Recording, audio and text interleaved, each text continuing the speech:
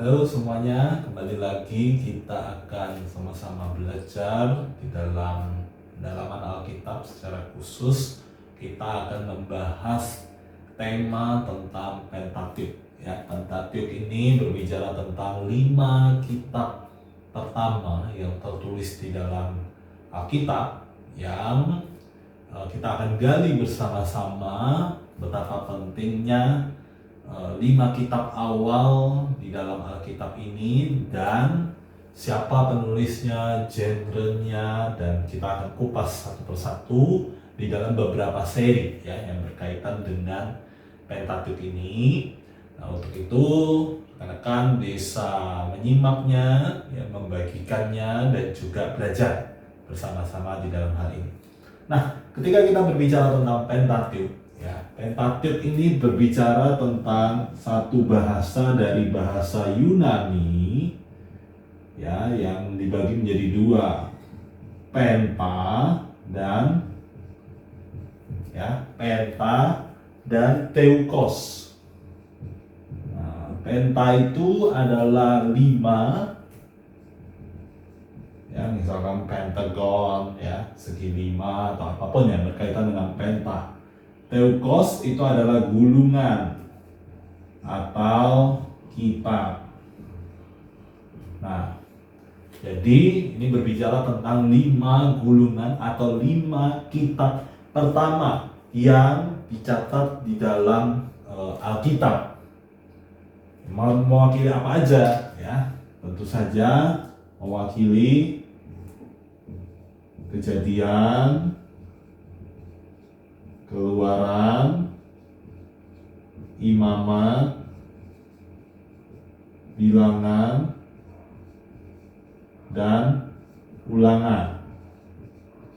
Ya. Nah, kita akan lihat garis besar dan gambaran tentang Pentatikh itu sendiri dan signifikansinya di dalam kehidupan kita.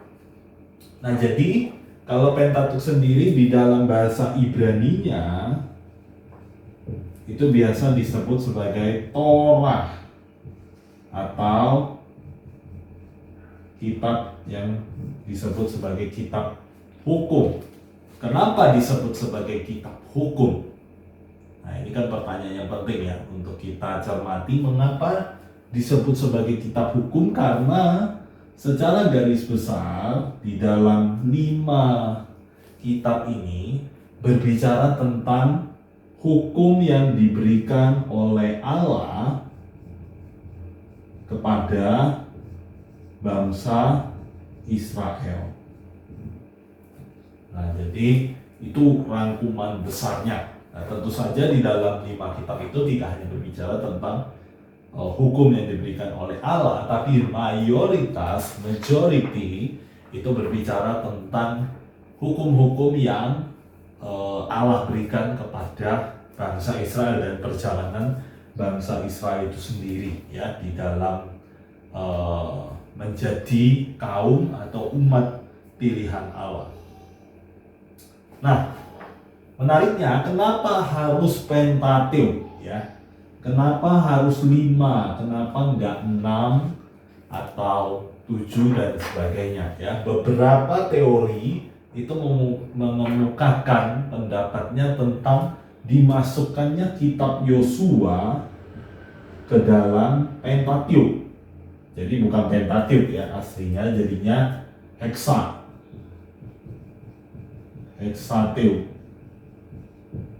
Nah, jadi atau mungkin kalau kita lihat Tetratikh, ya. Nah, jadi kalau hanya sampai 4 itu Tetratikh. Beberapa teori mengemukakan penggabungan, ya, dari 4, 5 ataupun 6 kitab. Nah, kalau kita lihat misalkan Hexatikh itu berbicara bagaimana sebenarnya kitab Yosua itu berkaitan dengan kelima kitab ini, ya.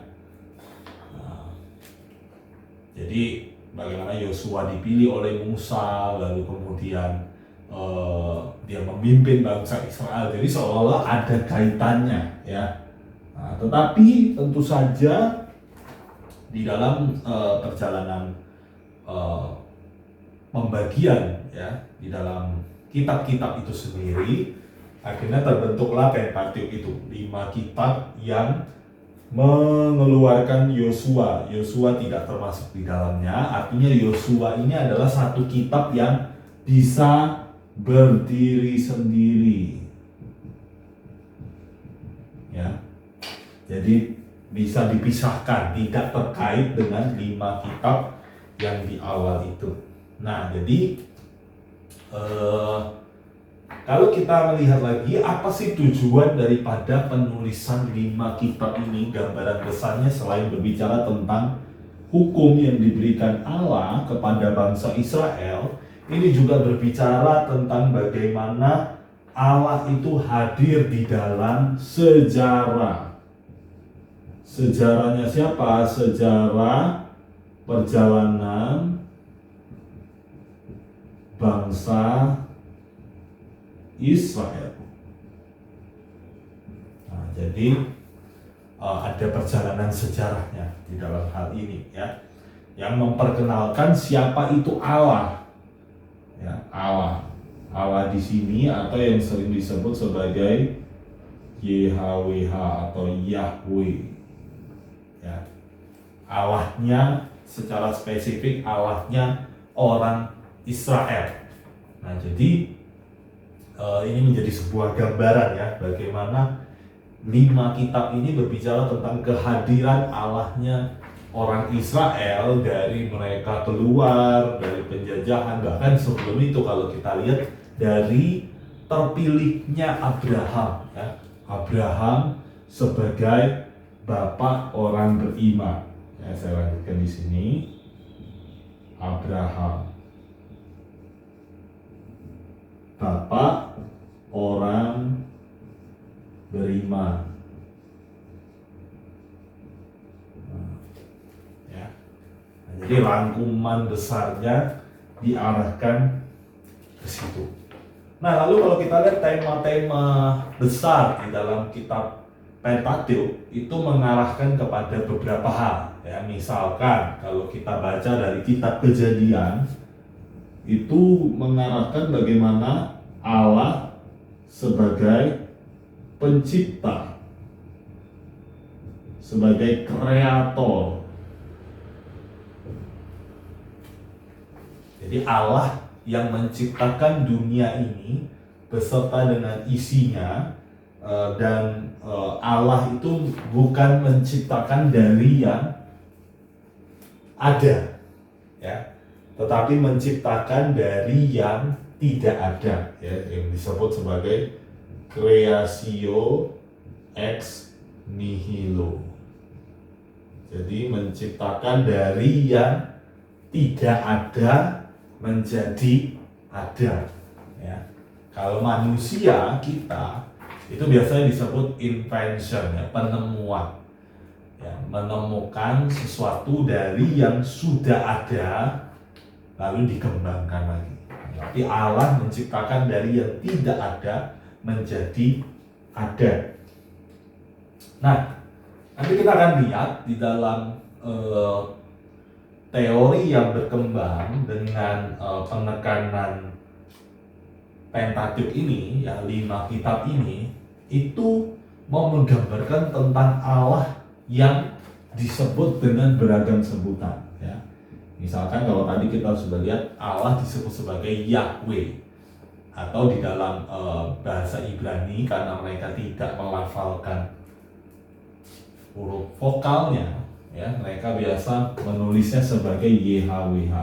Tapi juga ada gambaran sebagai Elohim, ya, El, ya, El. Jadi kata dasarnya dari El yaitu Allah. Nah, lalu ada Elohim, El Shaddai, apalagi, ya, macam-macam, ya. Jadi penggunaan kata El itu mengacu kepada Allah juga. Lalu ada yang lain, misalkan kalau kita lihat ada Adonai. Adonai ini mengacu kepada Tuhan, ya. Jadi kalau ini itu mengacu kepada Tuhan, kalau di Alkitab itu besar semua, ya. Kalau ini itu Allah. Nah, kalau ini Adonai itu Tuhan, tapi huruf kecil biasanya, atau Tuhan. Nah, ini juga bisa diarahkan ke situ kalau di Yunani itu kurios, ya. Nah, jadi kata Tuhan. Nah, jadi banyak ya. Jadi misalkan El ini tadi ada Elyon, ya, El Shaddai, El Roy, ya, apapun ya. Jadi semua yang menggunakan kata El itu disebut sebagai Allah. Jadi penekanan kata Allah itu ada beberapa hal.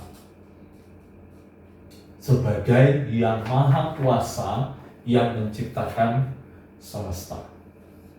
Nah, lalu kemudian kalau kita lihat penekanan Allah sebagai penebus, ya, Allah penebus, Redeemer, Allah sebagai penebus. Artinya, ya, rancangan besar Allah itu bukan hanya sekedar menciptakan manusia lalu ditinggalkan, tapi Allah itu sebagai penebus melalui rancangannya di dalam kehadiran Yesus. Kehadiran Yesus yang akan datang, ya, di waktu mendatang, atau biasa dikaitkan dengan the first gospel atau proto evangelium. Nah, mengacu kepada the first gospel itu di Kejadian 3 ayatnya yang ke-15, ya, di mana ketika manusia jatuh dalam dosa, maka Allah merancangkan dari keturunan perempuan akan hadir the first gospel itu, yaitu Yesus. Nah, jadi kita lihat Pentatuk ini sangat penting sekali. Kenapa Pentatuk atau 5 kitab awal itu adalah bagian yang tidak bisa terpisahkan dari seluruh bagian Alkitab. Karena kitab di awal ini menggambarkan tentang siapa itu Allah, ya, secara garis besar. Nah, menariknya sekali kalau kita lihat lagi di dalam urutan perjalanan, ya. Jadi kan kalau kita lihat tadi goalnya atau tujuannya itu berbicara tentang sejarah perjalanan bangsa Israel. Maka ada sebuah penekanan-penekanan, ya.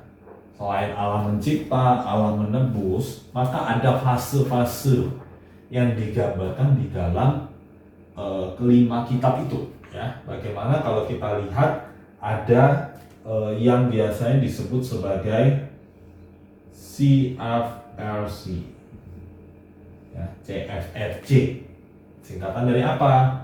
C-nya itu creation, F-nya itu fall, R-nya itu redemption, C-nya itu consummation. Nah, ya, CFRC. Jadi creation, fall, redemption, consummation. Creation itu dari mana? Dari Allah yang menciptakan tadi, ya. Allah yang menciptakan langit dan bumi dan seterusnya. Lalu kemudian fall ketika manusia jatuh dalam dosa. Redemption ketika Allah menebus, ya. Menebus kedatangan Kristus. Dan consummation berbicara tentang kemuliaan Kristus di akhir zaman. Nah, tapi dari sini itu pun dikembangkan dalam beberapa bagian, ya. Misalkan kalau kita lihat di awal, mudah-mudahan kelihatan, ya. Creation itu kan berbicara tentang penciptaan, ya. Awal mula Allah menciptakan, ya. Lalu kemudian ada Babak kedua yaitu kejatuhan. Kejatuhan manusia dalam dosa. Nah, sehingga pada waktu kejatuhan itu, apa yang terjadi kepada bangsa pilihan Tuhan ini? Yaitu adanya pemilihan bangsa Israel. Ya. Jadi dari sini ke sini ke sini, ya. Nah, lalu dari pemilihan itu, ya, kemudian perjalanan bangsa Israel jatuh bangun, ya, dari di padang gurun. Mereka mendirikan kemah suci, lalu kemudian sampai di kerajaan, lalu kerajaan runtuh. Itu kita nanti akan bisa gali satu-satu, ya, di dalam pendalaman Alkitab yang kita akan lakukan, ya. Jadi ini seri yang panjang sekali, tapi tidak apa-apa, ya, kita belajar mendalaminya satu demi satu supaya kita bisa mengerti kerangka besar. Nah, jadi pemilihan bangsa Israel yang kemudian berlanjut kepada kedatangan Kristus, ya. Kedatangan Kristus, atau yang kita tadi masuk fase redemption, ya. Jadi masuk creation, fall, lalu dikembangkan di dalam naratif story, itu pemilihan bangsa Israel, perjalanan mereka, lalu sampai kedatangan Kristus. Nah, setelah kedatangan Kristus apa yang terjadi? Yesus mati, bangkit, lalu muncullah yang namanya gereja. Ya, dimulai dari para rasul, gereja mula-mula.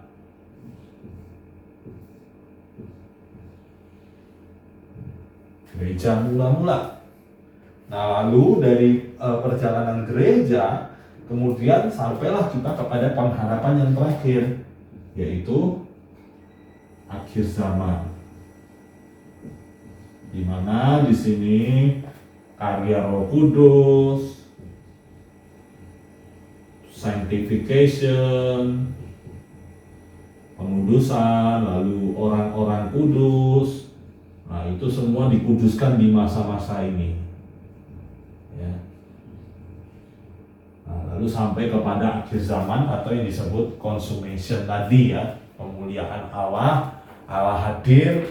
Akhir zaman selalu berbicara tentang kedatangan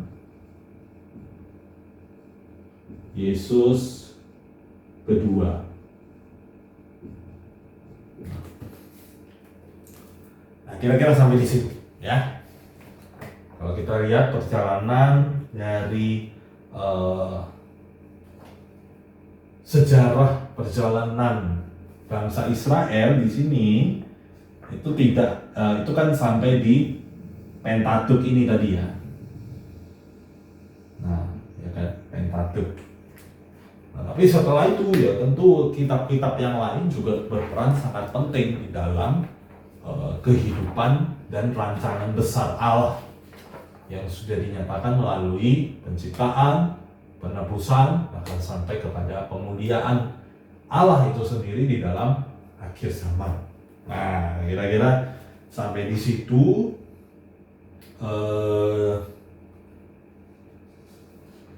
Jadi banyak sekali, ya, kedatangan Kristus ini sendiri yang biasa disebut sebagai inkarnasi. Beda, ya, dengan reinkarnasi. Reinkarnasi artinya Kristus datang menjelma menjadi manusia. Nah, oke. Jadi kalau kita membaca, ya, dari 5 kitab ini, ya, paling porsi biasanya paling enak untuk dibaca tuh dari Kejadian Ulangan, ya. Lalu masuk Imamat tuh kita biasanya udah mulai males baca gitu, ya. Tapi sebenarnya punya penekanan yang sangat penting. Nah, saya akan lanjutkan di dalam Pentateuch. Itu juga selalu berkaitan dengan perjanjian Allah kepada umatnya, ya. Jadi kalau tadi saya bilang melalui Abraham, ya.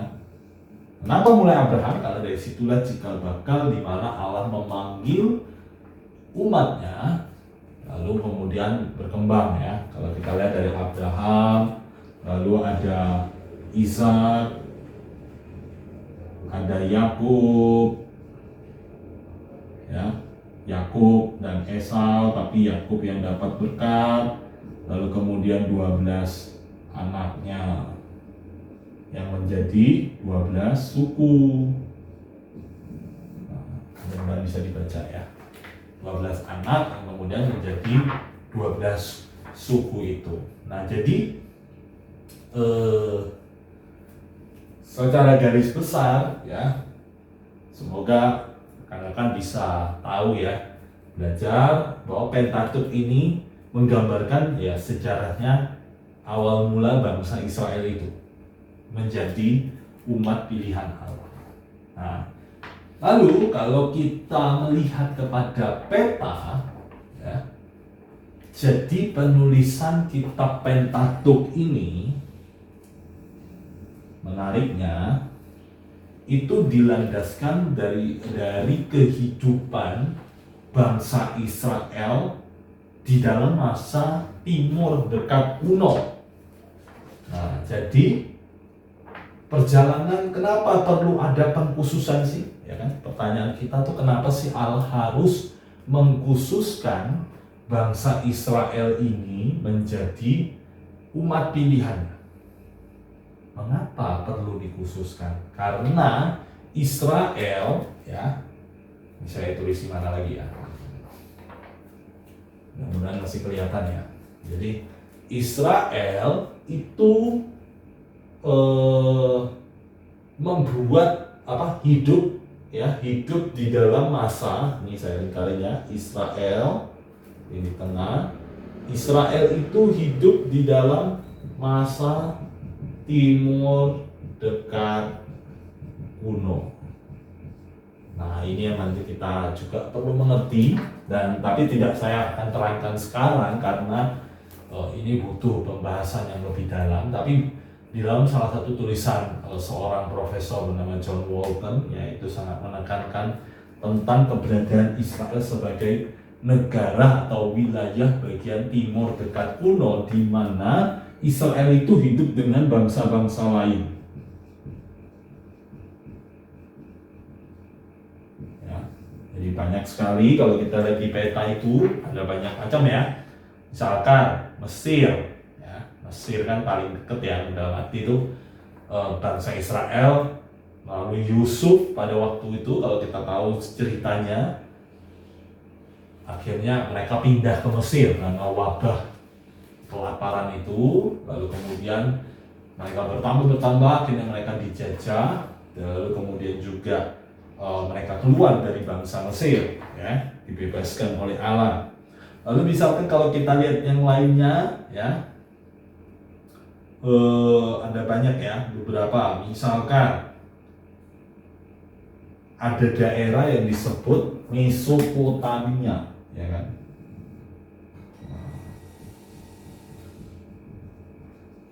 Di daerah Mesopotamia ini itu perlu kita ketahui banyak sekali tulisan-tulisan juga yang menggambarkan tentang siapa itu Allah, ya, siapa itu Allah. Nah, ini, ya, jadi Allah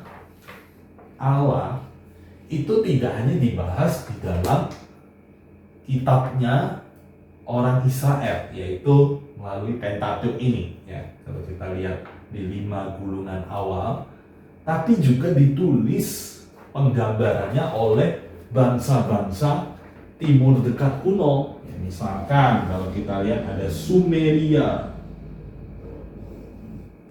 itu juga menuliskan, ya, bukan hanya peristiwa Allah, mereka punya Allah versi yang lain, tapi juga cerita-cerita yang mirip. Misalkan Aiba, ya kan, kalau di dalam Pentateuch, di dalam gulungan kitab yang dipercayai oleh orang Kristen sebagai Alkitab masa kini, itu kita percaya melalui Nuh, lalu ada Aiba. Tapi bangsa-bangsa lain itu juga punya versi-versinya sendiri ya. Nah, nanti saya akan coba gali ya versi Allahnya bangsa-bangsa lain melalui sebuah tulisan yaitu Epic Gilgamesh. Nah, tapi Epic Gilgamesh ini nanti saya hanya akan terangkan melalui narasi singkat ya, tidak mendalam ya, dalam arti supaya Bapak Ibu ya rekan-rekan bisa mengerti aja bahwa ada loh tulisan-tulisan di luar Alkitab yang ceritanya itu serupa dengan apa yang Alkitab sampaikan.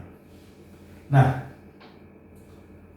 jadi kita perlu mengerti dari gambaran ini ya, nanti saya akan kalau bisa nanti ditampilkan sebentar petanya itu, di mana timur dekat kuno ini nanti akan menjadi negara-negara yang saat sekarang kita sebut sebagai Iran, Turki, Arab Saudi, Turkmenistan, Irak, Syria.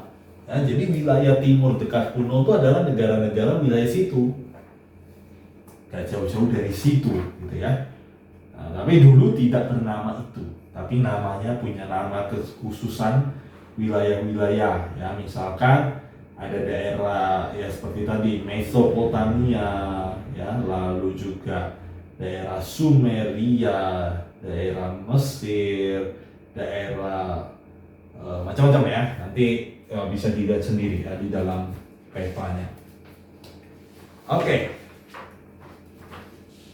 Nah, jadi Bapak Ibu kalau ada yang mau bertanya berkaitan apa yang sudah kita bahas ini, silahkan bisa memberikan pertanyaan di kolom komentar atau di grup-grup diskusi kita, atau juga boleh dibagikan pembelajaran ini supaya menjadi berkat bagi orang-orang yang ada di sekitar kita.